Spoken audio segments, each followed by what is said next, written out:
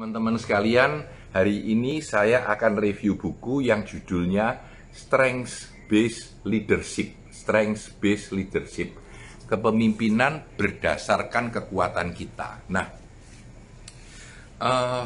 kalau Anda bayangkan, siapa sih pemimpin yang Anda hormati, kepemimpinan sehari-hari? Ya. Coba pilihlah 3 orang. Ya. Dan Anda memilih si A, si B, si C. Katakanlah Soekarno, ya, Jack Welch, GE, Steve Jobs, ya. Dan kalau Anda pikir lagi, 3 orang itu sama atau tidak? 3-tiganya super berbeda. Dan kalau Anda lihat lagi, ternyata ketiga-tiganya itu, ketiga pemimpin yang Anda hormati itu, punya cara berpikir yang berbeda, cara menghadapi orang yang berbeda, model visi yang berbeda, ya. Tetapi 3-tiganya pemimpin yang baik. Nah, ini yang menarik, ya. Kita semua tumbuh dengan cara yang berbeda. Kita tidak bisa bilang, ini loh pemimpin yang baik, kamu tirulah dia. Nggak bisa, ya. Kamu bisa membayangkan nggak bahwa Steve Jobs itu disuruh kamu menirulah Soekarno, gitu. Nggak bisa, ya. Jadi gayanya berbeda, caranya berbeda. Karena semua yang hebat itu tumbuh berdasarkan kekuatannya sendiri, berdasarkan kemampuannya sendiri, yang berbeda dengan orang lain. Dan kalau kita suruh dia tumbuh dengan cara orang lain, tidak bisa. Sehingga kalau Anda lihat Strength Based Leadership ini dari Gallup, ya, ini adalah buku yang ditulis oleh Tom Rath. Jadi kalau Anda ikut review saya barusan, ada The Great Question, Life's Great Question, penulisnya sama. Ya. Ketika saya seminar, jadi saya coret-coret buku ini cukup banyak, ya, cukup banyak. Saya beri tanda segala macam. Karena saya pernah berseminar buku ini bulan 2 sebelum COVID lalu di Surabaya, ya. Nah, saya melakukan tes yang sama dengan yang dia lakukan. Kenapa seseorang itu mengikuti seseorang? Jadi gini ceritanya, Anda disuruh membayangkan seseorang, ya. Begitu Anda membayangkan seseorang, ya, lalu ditanyai, kenapa Anda mengikuti dia? Kenapa Anda menyukai dia? Kenapa Anda rela ikut sama dia? Ya. Bayangkan seseorang, everyday leader. Jadi bukan yang sangat filsuf atau sangat jauh di sana, tapi yang Anda temui. Nah, ini menarik. Saya mencoba di 2 kali seminar, ya, 30-an orang yang ikut gitu, ya. Dan saya tanyai, dan saya kelompokkan pendapat. Setiap orang keluarkan 3 kalimat kenapa dia mengikuti orang, ya. Lalu 3 kalimat itu saya coba untuk pilih-pilih namanya, kena alasannya, dan akhirnya saya dapatkan banyak kata yang sangat mirip dengan pemikiran dia. Jadi ada 80% mungkin itu sama dengan ini. Jadi ini saya coret-coret ini, ya. Why people follow. Nah, yang pertama sekali adalah kata trust. Nah, kata trust itu juga berarti honesty, jujur. Juga berarti integrity, integritas. Juga berarti respect, hormat. Jadi, kenapa kamu ikut dia? Oh, saya hormat sama dia, Pak. Karena kelakuannya baik, apa yang dia kerjakan sama dengan apa yang dia katakan. Karena saya bisa percaya sama dia, apa yang dia katakan. Nah, ini trust. Jadi, elemen trust ini sangat powerful, ya. Ketika Gallup 1000 lebih orang, dia riset tentang kenapa kamu mengikuti pemimpinmu, itu kata trust ini termaktub dalam 45 kata yang jadi satu. Sebenarnya ada 25 kata katanya yang paling sering ketemu, ya. Tapi trust itu yang paling besar. Dan yang kedua, ya, trust itu termasuk autentik, ya. Termasuk ketika kita menunjukkan kelemahan kita, ya, itu trust, ya. Yang kedua, compassion. Compassion ini adalah love, care, friendship, happiness, ya. Ini termasuk dalam compassion. Jadi ketika Anda bilang, kenapa kamu kok suka sama pemimpin itu? Oh iya, Pak, dia itu sayang sama kita. Dia itu perhatian sama kita. Dia itu selalu memikirkan tentang kita. Ini disebut dengan compassion, ya. Jadi organization itu ketika leadernya mempunyai positif bias, maka biasanya orang-orangnya ikut, ya. Nah, di dalam buku yang lain disebut It's the Manager, Gallup itu meriset bahwa pemimpin yang hebat itu mempengaruhi 70% dari sukses tidaknya departemen atau organisasi Anda. Jadi leader itu super penting, ya. Nah, leader yang diikuti sama orang itu tadi saya bilang, yang pertama adalah trust, ya, kepercayaan, integritas. Yang kedua adalah compassion, care, love, ya. apa namanya, menyayangi, memperhatikan. Dan yang ketiga adalah stability. Dia bilang stability ini ya, stability. Ya. Nah, stability ini kata lainnya adalah security, strength, support, peace. Ya. Jadi ketika employee itu mempunyai confident bahwa perusahaan dan atasannya memberi dia kedamaian dan ketenangan, itu akan membuat dia ikut Anda. Nah, memang pada masa pandemi ini ketika tidak memungkinkan untuk menciptakan stability, coba bayangkan, kalau misalkan Anda dari bisnis travel agent atau hotel, mau apa sekarang? Nggak bisa apa-apa. Ya kondisinya susah, Anda punya restoran, lalu mallnya tutup 2 bulan, restoran Anda mau diapakan? Nah, ini memang problem. Tetapi di dalam everyday kepemimpinan kita berikutnya, kita harus memikirkan untuk menciptakan stability, rasa aman, rasa tenang, rasa tentram bahwa dia mengikuti Anda, boleh tidur nyenyak, itu kira-kira gitu. Pada saat ini semua tidak bisa tidur nyenyak ya. Jadi yang ketiga adalah stability. Dan yang keempat, nah ini yang menarik nih. Yang keempat ini yang menarik menurut saya. Ya, ini yang penting terutama pada masa pandemi ini, di bawah bisa Anda lihat ya. Yang keempat adalah hope atau harapan. Jadi di dalam masa pandemi ini semua orang sengsara, penghasilan berkurang, orang-orang harus terpaksa mengundurkan diri dari perusahaan, perusahaan tutup, kantor tidak bisa jalan, toko sementara tidak bisa buka, ya, penjualan berhenti, ya. Maka hope atau harapan itu salah satu power yang luar biasa yang harus diciptakan oleh semua pemimpin kepada anak buahnya. Ya, di sini disebut hope itu apa saja? Direction, arah mau kemana, tahu mau kemana, bukan dibiarkan nganggur. Faith, keyakinan atau kepercayaan. Guidance ya, untuk menuju enthusiastic future. Ya.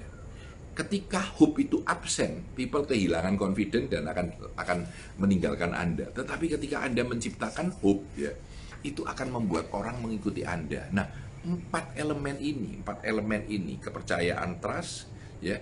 Yang kedua adalah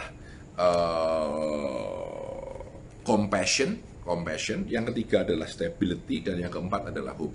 Ini yang dibutuhkan oleh seorang pemimpin. Nah, di dalam buku ini menariknya begini. Ini bukunya Gallup, jadi Anda diminta untuk mengikuti Clifton Strength Top 5. Jadi ini dikasihin juga dikasihin juga sebuah number untuk Anda ikut tesnya ya, secara gratis. Ya. Anda ikut tesnya secara gratis kayak gini. Ya. Anda bisa ikut dengan kupon ini gratis ya. Tentu Anda bisa ikut aja sendiri, bayar 285.000. Nah, yang menarik adalah di belakang buku ini separuh isinya adalah tentang masing-masing strength ya. Lalu bagaimana strength Anda harus Anda arahkan kepada 4 tujuan ini. Jadi 4 tujuan ini ya. Coba saya ambil satu aja sembarang ya, apa aja ya, leader. Misalkan ya, saya misalkan leading with developer. Jadi Anda seorang developer, Anda mampu mendevelop orang ya.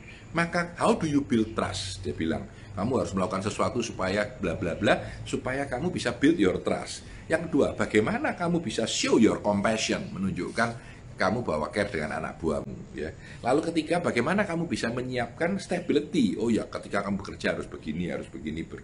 Lalu yang terakhir, bagaimana Anda menciptakan hope kalau Anda seorang developer? Ini contoh ya. Tentu ada learner, ada activator, ada futurist, ada segala macam. Nah, buku ini menariknya menurut saya tidak akan membuat Anda menjadi seorang leader yang sama dengan leader lain, karena tidak bisa ya.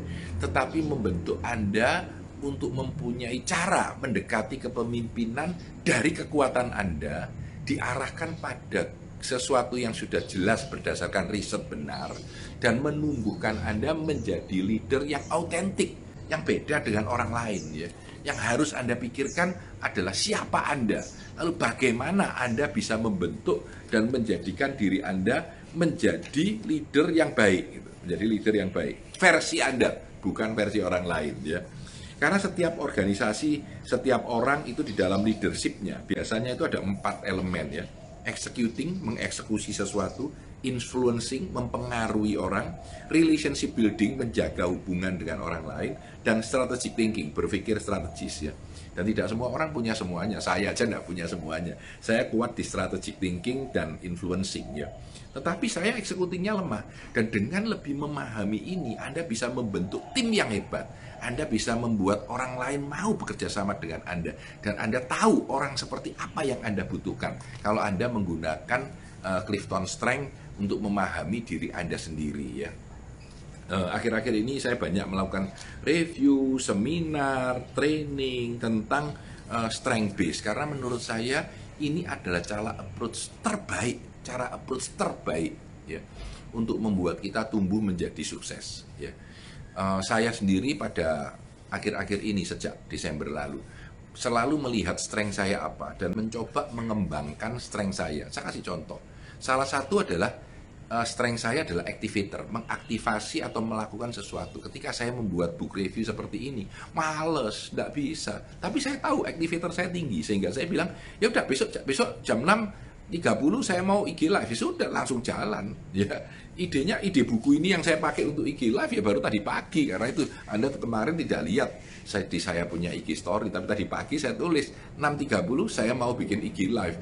6.30 ternyata di sana koneksi saya jelek gitu, putus ya, di tengah putus, sehingga akhirnya saya keluar lagi, saya rekam ini lagi gitu. Jadi sini yang kedua sebenarnya, tadi sudah running 6 menit saya putus gitu ya. Nah, activator saya kuat, sehingga saya selalu mengaktifasi, mencoba melakukan sesuatu, memindahkan apa yang ada di benak saya langsung menjadi sebuah action. Nah, ini kelebihan saya, dan saya akan memanfaatkan kelebihan ini dengan lebih tajam. Dan ketika saya sudah mencapai membuat talent saya atau tema saya menjadi strength, kekuatan menjadi strength, ketika dia menjadi strength, maka saya dengan lebih mudah akan mampu menggunakan kekuatan dan kelebihan saya ini untuk membuat saya menjadi lebih efektif di dalam memimpin, menjadi produktif di dalam bekerja, dan menjadi lebih andal di dalam berhubungan dengan orang gitu. Ini pola pikirnya begitu. Jadi Anda nggak bisa, saya mau niru dia, nggak bisa, karena pola pikir Anda beda dengan dia. Ya, saya dengan mudah bisa melakukan IG live, review buku setiap hari satu, sudah mungkin beberapa minggu, setiap hari satu ya. Tapi tidak semua orang bisa, dan kalau Anda nggak bisa, nggak usah niru saya.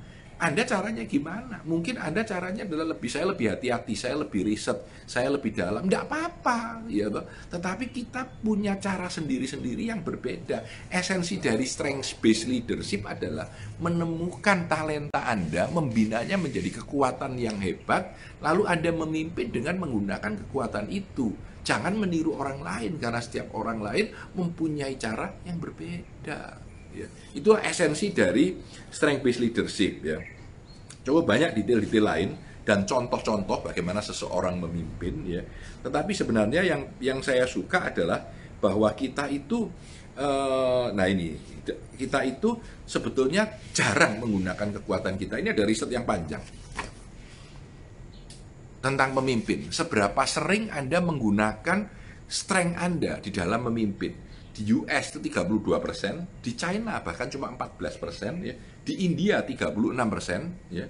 Di United Kingdom 17%, di Jepang 15%, Indonesia nggak ada. Jermani 26%, Prancis cuma 13%, Kanada 30%. Artinya orang-orang ini yang ketika ditanya secara sadar dia bilang bahwa oh iya, aku memakai kekuatanku untuk mengembangkan diriku. Aku memakai kekuatanku untuk mengembangkan diriku. Tidak semua orang mampu melakukan itu. Jadi kita harus sadar bahwa semua orang itu justru jarang ya menggunakan itu di dalam mengembangkan kesuksesnya. Nah ini ya. Ini juga riset yang kedua.